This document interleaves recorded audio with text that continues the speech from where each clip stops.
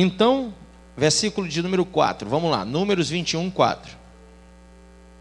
Então, partiram do Monte Or, pelo caminho do Mar Vermelho, a rodear a terra de Edom. Porém, a alma do povo angustiou-se naquele caminho. Grife isso. A alma do povo angustiou-se naquele caminho. E o povo falou contra Deus e contra Moisés. Escreva do lado, que caminho é este? Faça essa pergunta. Que caminho é este? Quem os ordenou nesse caminho, né? Pode ficar à vontade. Quem os ordenou nesse caminho? Quem foi? Quem foi? Diga assim, Deus. Fala para o seu irmão, esse caminho, quem ordenou foi Deus. Mas, irmãos, a alma deles estava como? Angustiada. Às vezes a gente pensa assim, pô, eu estou no caminho de Deus e estou sofrendo, estou no caminho de Deus e estou angustiado, estou no caminho de Deus e estou não sei o quê. Quer dizer, me diga uma coisa, quem foi que disse que está no caminho de Deus quer dizer que você não vai ter problema nenhum? Olha o que Jesus falou, diga comigo, no mundo tereis aflições, mas tenha bom ânimo. Ele mandou ter bom ânimo, mas ele não disse que nós não teríamos problemas, angústias, opressões, depressões. Por quê? Porque todos nós sofremos, todos nós, indistintamente de sermos ou não cristãos, estamos debaixo de governos, somos alvos da natureza, seja ela humana, seja ela espiritual. Amém ou não amém? Então, medite nisso, porque às vezes, diga, é injusto o que eles estavam pensando de Deus. Vamos lá. E o povo falou contra Deus. Primeira coisa que as pessoas fazem quando entram em angústia e se acham no caminho de Deus é falar mal de Deus. Olha só. E o povo falou contra Deus e contra quem? O pastor. Contra Moisés. E aí vai. Alguém já ouviu alguém falar mal de pastor, não? Já ou não? Já, então tá certo. Porque nos fizeste subir do Egito para que morrêssemos nesse deserto? Olha que pergunta. Pois aqui nem pão nem água há, e a nossa alma tem fastio deste pão tão vil. Então o Senhor mandou entre o povo serpentes ardentes, que picaram o povo, e morreu muita gente em Israel. Por isso o povo veio a Moisés e disse: havemos pecado, porquanto temos falado contra o Senhor e contra ti. Ora ao Senhor, que tire de nós essas serpentes. Então Moisés orou pelo povo, e disse o Senhor a Moisés: faze-te uma serpente ardente, e põe-na sobre uma haste, e será que viverá todo o que, tendo sido picado, olhar para ela. Só que nesse versículo 8 você vai escrever: esta serpente significa o pecado, significa Satanás. Essa serpente, ela é tudo de ruim que tem que ser levado para a haste, que é a cruz. Quando Jesus morreu na cruz, ele carregou sobre si os nossos o quê? Todos os nossos pecados. Tudo que nos condenava, todo o castigo veio sobre ele. Então, Neustan, que foi o nome que depois deram a essa serpente, passa a simbolizar a pessoa de Jesus nesse sentido, porque essa serpente ardente foi colocada numa haste, como Jesus foi colocado numa cruz. Quem está entendendo isso? E todo aquele que olhasse para a serpente seria mesmo picado pela cobra. Quer dizer, quem é picado por uma cobra ia morrer, não ia? Qual é o salário do pecado? A morte. Então, olhando para aquela serpente, mesmo picado, mesmo sujeito à morte, a pessoa não morria. Essa foi a bênção que Deus deu através de Moisés construindo essa serpente ardente, colocando numa haste. Nós, quando nós olhamos para Cristo, o salário do pecado é o quê? A morte, mas o dom gratuito de Deus é a vida eterna. E todo que olha para Jesus tem esse resultado de vida. Amém? Então vamos lá. Versículo 9. E Moisés fez uma serpente de metal e pô-la sobre uma haste. E sucedia que picando alguma serpente a alguém, quando esse olhava para a serpente de metal, vivia. Amém? Põe a mão sobre a Bíblia e diga: Pai, fala ao meu coração e me ensina a tua palavra através do Espírito Santo, em nome e para a glória de Jesus. Diga amém. Pode sentar. Não seria mais fácil para Deus e para Moisés, em vez de esculpir uma serpente ardente, colocar numa haste, né? Essa serpente tinha até um tamanho assim bem, não era pequenininha, entendeu? Aquilo dava trabalho aos artífices. Em vez de ter todo esse trabalho, não seria mais interessante o próprio Deus que colocou as serpentes tirar as serpentes? Não seria mais fácil para Deus tirar todas as serpentes que picavam o povo, que traziam morte? Querido, quando o Senhor ordenou Moisés a construir aquilo ali, a edificar aquilo ali, a colocar o povo para olhar para aquilo ali, ele estava dizendo: a morte sempre vai bater na porta de cada um aqui, mas todo aquele que crê em mim, ainda que esteja morto, viverá. É isso que ele passou. Então não adianta Deus tirar de você a serpente. Por quê? Porque se ele simplesmente tirasse a serpente, o povo continuaria praticando o mesmo pecado, o mesmo erro. Por que as serpentes estavam lá? Porque o povo murmurava, porque o povo era rebelde a Deus, porque o povo estava distante do Senhor, porque mesmo estando no caminho, eles se angustiavam no caminho do Deus vivo. Eles não queriam se amoldar a Deus, eles queriam um Deus que se moldasse a eles. Isso é uma complicação muito séria, irmãos, quando nós achamos que podemos colocar Deus dentro de uma caixinha e podemos usar Deus da nossa forma. Ainda cremos naquele Deus da lâmpada de Aladim. Ainda acreditamos que basta esfregar um pouquinho e Deus vai dar a resposta. E o que Deus está mostrando foram vocês e não eu que trouxeram a morte para vocês. Foram os vossos pecados, foram as vossas atitudes, essas serpentes, essa morte que bate na porta de cada um, ela é resultado da atitude que cada um tem tomado. Então, em vez de Deus tirar a serpente, Ele dá o quê? Uma fórmula. Amém? Ele dá uma maneira, Ele dá uma forma de você, mesmo picado, mesmo sujeito à morte, não morrer. Alguém aqui é pecador? Levanta a mão, quem é pecador? Então todos vocês vão para o inferno. Diz para o irmão: você vai para o inferno, diz. Pronto, mas diz com raiva dele, vai. Você vai para o inferno, vai. Espera aí.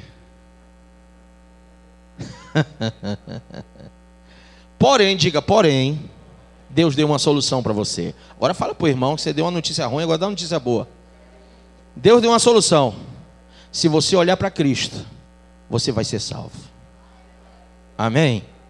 Então, na verdade, assim como aquela serpente, Jesus veio como a solução para resolver a maldição do nosso pecado. E é dito na Bíblia: eis o Cordeiro de Deus que tira o quê? O pecado do mundo, né? Então ele tira. Mas ele não tira na vida de qualquer um, como naquela época não era qualquer um que ia ficar vivo. Versículo 9, por favor, leia comigo. Diga responsivamente, em voz alta, vamos lá. E Moisés fez uma serpente de metal e pô-la sobre uma haste. E sucedia que, picando alguma serpente a alguém, quando este olhava para a serpente de metal, vivia. Então ele tinha que fazer o quê? Olhar. Amém? E nós temos que entender que quando nós olhamos para o Senhor Jesus, olhar para Jesus nos traz uma visão muito importante. Olhar para Jesus nos leva à experiência da salvação. Abra aí, por favor, Isaías 45, versículo de número 22. Livro do profeta Isaías, capítulo 45, verso 22. Olha o que diz. Esqueceram da água aqui, hein, Didi? Vamos ler do 19 até o 22, diz assim: não falei em segredo, nem em lugar algum de trevas da terra. Não disse à descendência de Jacó, buscai-me em vão. Deus não está dizendo que ninguém, ele não falou em segredo, e ele não mandou ninguém buscar em vão. Veja, eu, o Senhor, falo a verdade. Quem crê que Deus fala a verdade? Eu proclamo o que é direito. Quem crê também que tudo que Deus proclama é direito, levanta a mão e diz amém. Congregai-vos. Quem crê que deve congregar, levanta a mão e diz amém. Irmão, congregai-vos. Me dá sua mão aqui, irmão. Por que eu trouxe ele até mim? Porque a mão dele não se separa dele, está congregada ao corpo. Nada nem ninguém, força alguma, pode tirar ele do corpo de Cristo. Quem entendeu isso? Diga para o seu irmão, aprenda o que é congregar, irmão. Porque você muitas vezes com um espirro sai da igreja, com um espirro se afasta da obra, com um espirro você já não é mais fiel, com um espirro você simplesmente deixa de lado tudo que aprendeu. Então ele está dizendo, congregai-vos, congregai-vos, amém? Congregar, uma vez que você crê que tudo que ele fala é verdade, que tudo que ele proclama é direito, congregue-se, e venha, diz o Senhor, e vinde, chegai-vos todos juntos, vós que escapastes das nações, nada sabem os que carregam o lenho, ou seja, a madeira das suas imagens de escultura. Quem é idólatra, quem adora imagem, quem carrega imagem de escultura, nada sabe. Quem conhece aí pessoas que adoram as imagens de escultura? Os são isso, são aquilo, né? Nada sabem essas pessoas. E ele está bem dizendo àqueles que se livraram da maldição dessas nações idólatras, da maldição dessas nações corrompidas pela idolatria. E diz: e fazem súplicas a um Deus, com D minúsculo, que não pode salvar. Nenhuma imagem de escultura pode salvar você, nem a mim. A Bíblia diz que não há debaixo do céu nenhum outro nome dado entre os homens pelo qual devamos ser salvos. Nós só somos salvos por meio de Jesus Cristo. Então não adianta. E ele diz: declarai e apresentai as vossas razões. Ele não está falando declarai e apresentai as vossas emoções. Ele está falando de uma fé racional, uma fé inteligente, uma fé que não é alicerçada, que não é calcada em emoções, em emocionalismos, em sentimentos humanos, muitas vezes facciosos, porque a Bíblia diz lá em Jeremias que o coração do homem é o quê? Enganoso. Então ele está dizendo para nós que nós temos que nos apresentar com razões, com inteligência, com conhecimento, com sabedoria divina. Nós temos que nos apresentar a Deus nesse molde, e não no molde humano, no molde de pessoas que são levadas e trazidas pelas emoções ou pelas situações da vida. Eu não sei por que você veio hoje, mas talvez seja por uma situação, talvez seja por uma emoção, mas o que nos leva a Deus, nem a emoção e nem a situação. O que nos leva a Deus é a razão de sermos chamados filhos de Deus. é entendermos racionalmente o que significa olhar para Cristo, é percebermos o que significa fitar os olhos na cruz do Calvário. E ele diz: declarai e apresentai as vossas razões, que tomem conselho uns com os outros. Quem fez ouvir isto desde a antiguidade? Quem desde aquele tempo anunciou? Porventura não o fiz eu, diz o Senhor, irmãos? Não o fiz eu, o Senhor? Pois não há outro Deus senão eu. Quem crê assim diz amém?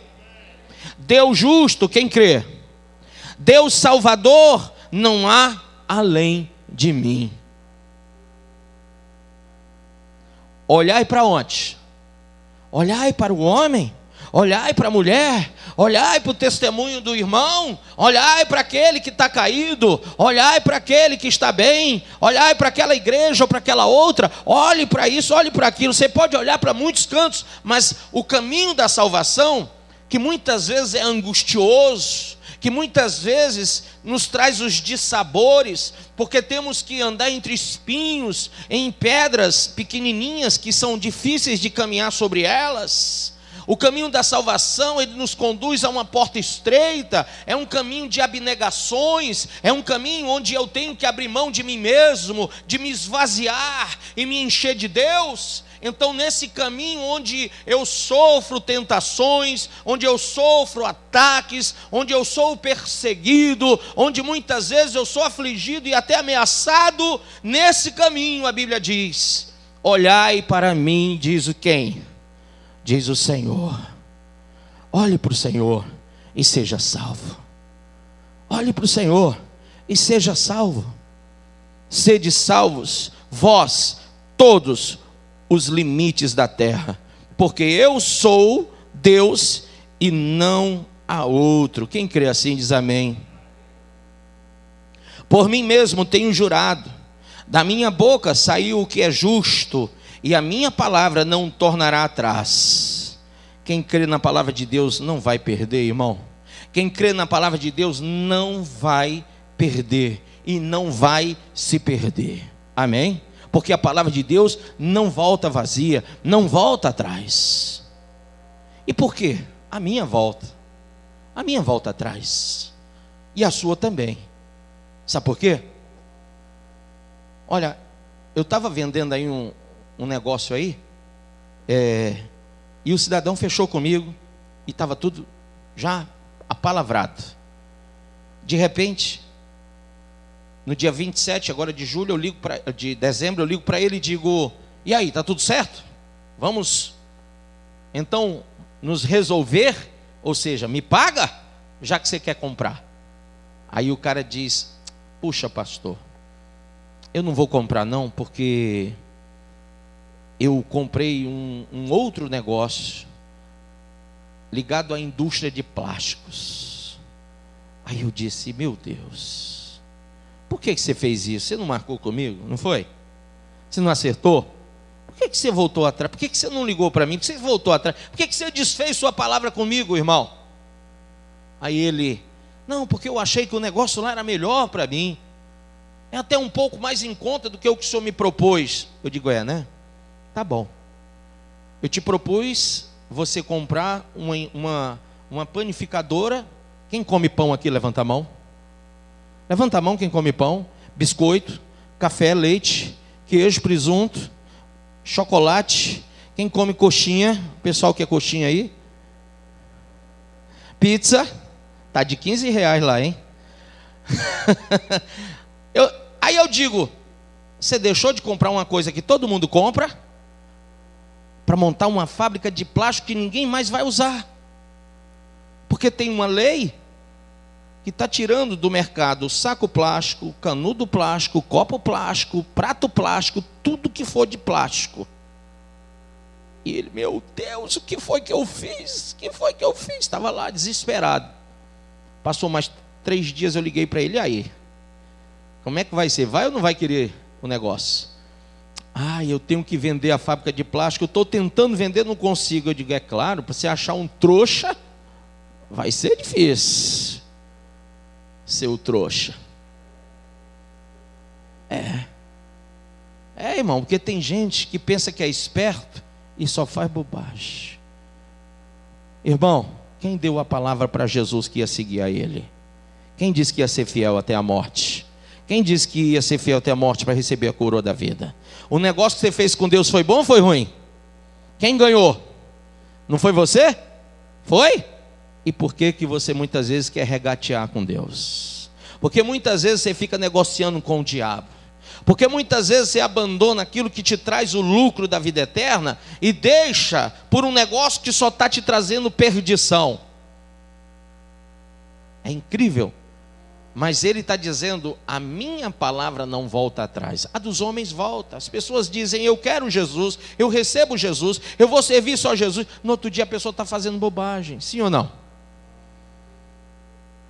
É uma palavra, eu não sei. Olha, pastor, nunca mais eu ponho cigarro na boca, nem bebida, nunca mais eu me drogo, nunca mais, pastor, vai ver, pastor, olha, meu namoro vai ser santo, santo puro, manto total.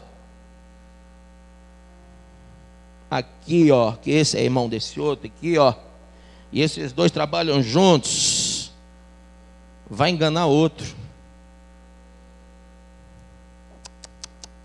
Eu não confio na palavra de vocês, eu confio só na palavra de Deus. Quando vocês vivem pela palavra, quando vocês caminham na palavra, vocês são confiáveis. Mas quando vocês se afastam dela, vocês são pecadores, sujos, impuros, imundos pelo pecado. Quem entendeu isso? Não há salvação para quem se afasta dessa palavra. Não há salvação. Por isso que nós temos que entender quando ele disse, ó, leia comigo, por favor, verso 23. Por mim mesmo tenho jurado. Por que ele não jurou por outro? Porque ele é perfeito, amém? Da minha boca saiu o que é justo, e a minha palavra não tornará atrás. Diante de mim se dobrará todo o joelho e jurará toda língua.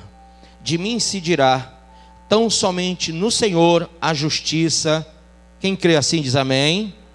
A força, quem crê? Até ele virão e serão envergonhados todos os que se irritarem contra ele. Mas no Senhor será justificada toda a descendência de Israel, e nele se gloriará. Amém. Então, olhar para Jesus nos traz a experiência da salvação, nos conduz à humilhação, irmãos. Eu quando olho para Cristo, eu entendo que tenho que me humilhar. Tem aquela música aí, se eu me humilhar diante do teu altar e sacrificar. Mas as pessoas, elas quando olham para Cristo, elas não têm a noção de que tem que se humilhar. Nós temos, que nos humilhar. Nós temos que nos salvar através desse olhar para Cristo. Eu olho para Ele porque não há salvação em nenhum outro. Porque se eu olhar para mim no espelho eu não vejo salvação. Porque se eu olhar para meu companheiro que está do lado eu não vejo salvação. A Bíblia diz, 1000 cairão ao teu lado, 10.000 à tua esquerda. Não há salvação ao meu lado, só há salvação em Cristo. Quando eu olho para Ele, eu sou iluminado.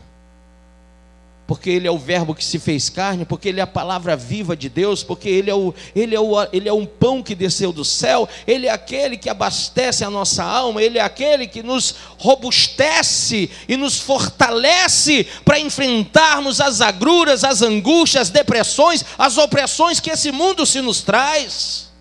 Quando eu olho para Ele, eu sou salvo. Quando eu olho para Ele, eu sou iluminado. Quando eu olho para Ele, eu me encho de coragem, porque sem essa coragem que Ele me traz, eu não consigo enfrentar as diversas barreiras, os diversos ataques. Abra aí a sua Bíblia em Hebreus 11, 27. Vamos olhar no 23 em diante. Diz: pela fé Moisés, já nascido, foi escondido 3 meses por seus pais, porque viram que era um menino formoso e não temeram o mandamento do rei. Pela fé Moisés, sendo já grande, recusou ser chamado filho da filha de Faraó, escolhendo antes ser maltratado com o povo de Deus, do que por um pouco de tempo ter o gozo do pecado. tendo por maiores riquezas o vitupério de Cristo do que os tesouros do Egito, porque tinha em vista o que, pessoal? A recompensa. Pela fé, deixou o Egito. A gente não deixa o mundo se não for pela fé. Não uma fé emocional. Não é aquela que diz, olha, não aguento mais essa vida, não aguento mais esse caminho, não, pastor, não estou mais aguentando, não. Olha, pastor, desde que eu saí da igreja, só sofrimento, só dor. Isso não vai adiantar. É uma emoção que pode te trazer até aqui, mas não vai te garantir a vitória, porque você tem que racionalizar tudo que aconteceu com você. Amém? Racionalize. Ele diz, pela fé deixou o Egito, não temendo a ira do rei, porque ficou firme, diga firme, como vendo o invisível, como vendo Deus, como vendo o reino, como vendo a salvação, como vendo a recompensa. É isso que nos mantém firmes. Essa fé racional, essa fé que me faz não mais viver como outrora. Quando eu olho para Cristo, diga, eu sou transformado. Abra aí, por favor, sua Bíblia em Romanos 8, 28 diz: e sabemos que todas as coisas contribuem juntamente para o bem daqueles que amam a Deus, daqueles que são chamados segundo o seu. Quem conhece o propósito de Deus para a sua vida? Quem entendeu? Quem racionalizou a fé? Quem percebeu o chamado? Então, quando esse versículo fala que as coisas contribuem juntamente para o bem daqueles que amam a Deus, daqueles que são chamados segundo o seu propósito. Não é segundo o propósito de cada um, mas o propósito de Deus. Porque os que dantes conheceu, também os predestinou para serem conformes. Essa palavra predestinou não quer dizer que alguém é predestinado para a salvação e outro para a perdição. Não é. Há uma hermenêutica torta, errônea sobre esse texto. Ele está dizendo, porque os que dantes conheceu, também os predestinou, porque o conheceu antes. Amém? E esse destino foi para que eles se tornassem, ou seja, quem conhece a Deus tem um destino. Quem quer ter esse destino? Quem quer esse caminho? Por mais difícil que ele seja, o teu destino é você se tornar a imagem do Filho de Deus,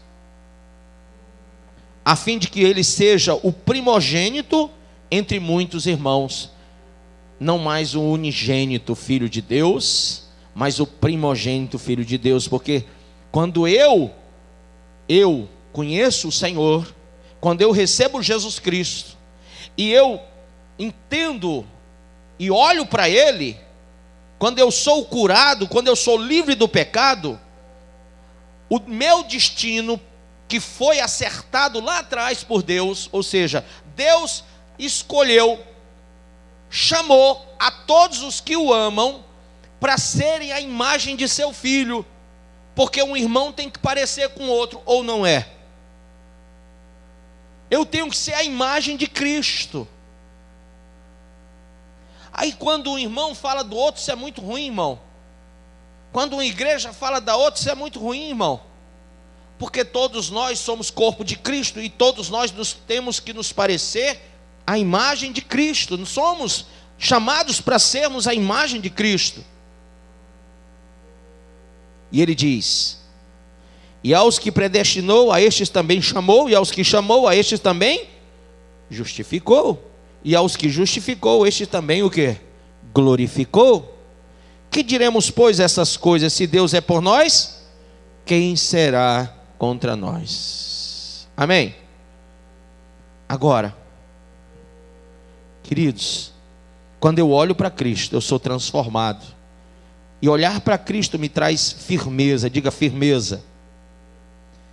Olhar para Cristo nos dá pureza, porque eu olho para o que é santo, eu olho para aquilo que me empolga a viver o Evangelho.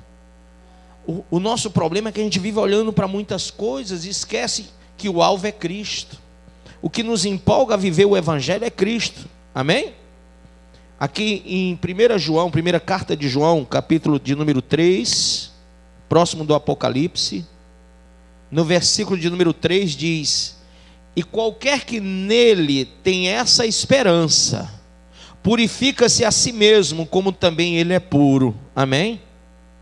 Qualquer que pratica o pecado também transgride a lei, porque o pecado é transgressão da lei. E bem sabeis que ele se manifestou para tirar os nossos pecados, e nele não há pecado. Quem crê assim? Qualquer que permanece nele, não pratica o pecado. Qualquer que permanece em pecado, não o viu e nem o conheceu. Se você anda no pecado, você não está olhando para Jesus. E quem não olha para Ele não é curado, não é salvo, não é livre. Como todos aqueles que eram picados pelas cobras, se não olhassem para aquela serpente, não seriam livres da morte. Então, irmão, qual é o motivo de você estar no pecado? Por favor, olhe para mim. Qual é o motivo de você estar no pecado? Qual é o motivo de você estar na idolatria? Qual é o motivo de você estar na prostituição, na fornicação? Qual é o motivo que você está frio, está calculista, que você perdeu ou deixou o primeiro amor? Aqui o texto é tão claro, leia comigo. Versículo de número 4. Diga: qualquer que pratica o pecado também transgride a lei, porque o pecado é a transgressão da lei. E bem sabeis que ele se manifestou, ele quem? Diga: Jesus, para tirar os nossos pecados. Se ele não tirar os teus pecados, não há manifestação. E aí diz: e nele não há pecado. Quem aqui é corpo de Cristo? Não pode haver pecado na sua vida. Você não pode viver na prática do pecado. Versículo de número 6.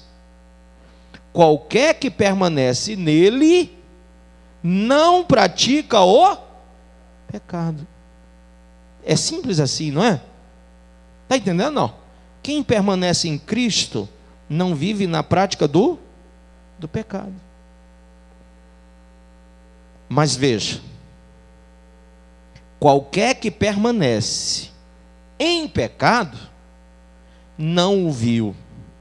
E se eu não olhar para ele, eu não sou salvo, e nem o conheceu. Filhinhos, ninguém vos engane. Quem pratica justiça é justo, assim como ele é justo. Quem pratica o pecado é do diabo. Tá ou não está escrito aí? Tá. Então grifa aí, por favor. Quem pratica o pecado é do diabo, porque o diabo peca desde o princípio. Para isto o Filho de Deus se manifestou, para desfazer as obras do diabo. Então, quando Jesus se manifesta na sua vida, ele desfaz as obras do pecado, ele quebra as obras do pecado. Não tem esse negócio de você ter uma vida aqui e outra acolá fora, não. Irmão, não adianta. Não deixe ninguém te enganar e não se engane. Não deixe teu coração mentir para você, não adianta. Se você pratica o pecado, é porque Jesus não se manifestou tirando o pecado de você. E quem vive no pecado é do diabo, não é de Deus. Quem entendeu isso?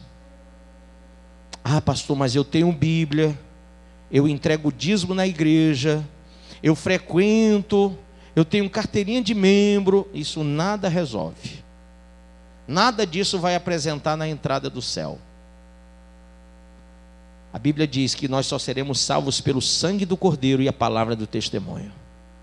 Nós só vamos vencer o diabo, a serpente, através do sangue do Cordeiro e pela palavra da salvação. Amém? Quem recebe essa palavra hoje? Fique de pé em nome de Jesus. Você acabou de ouvir essa poderosa ministração da palavra de Deus. Eu creio que sua vida foi abençoada. Eu quero que você ore comigo, profetizando sobre a sua vida a salvação que vem de Cristo Jesus. Ore conosco. Deus Pai, em nome de Jesus, nós te agradecemos por esta palavra e que o Senhor possa abençoar a vida de cada um que nos viu, que nos ouviu nesse dia. Deus Pai, em nome de Jesus, que esta pessoa esteja agora entregando a sua vida, recebendo a salvação que vem do Senhor. Pois assim, Pai, nós profetizamos salvação, cura, libertação, em nome do Pai, do Filho e do Espírito Santo de Deus. Amém.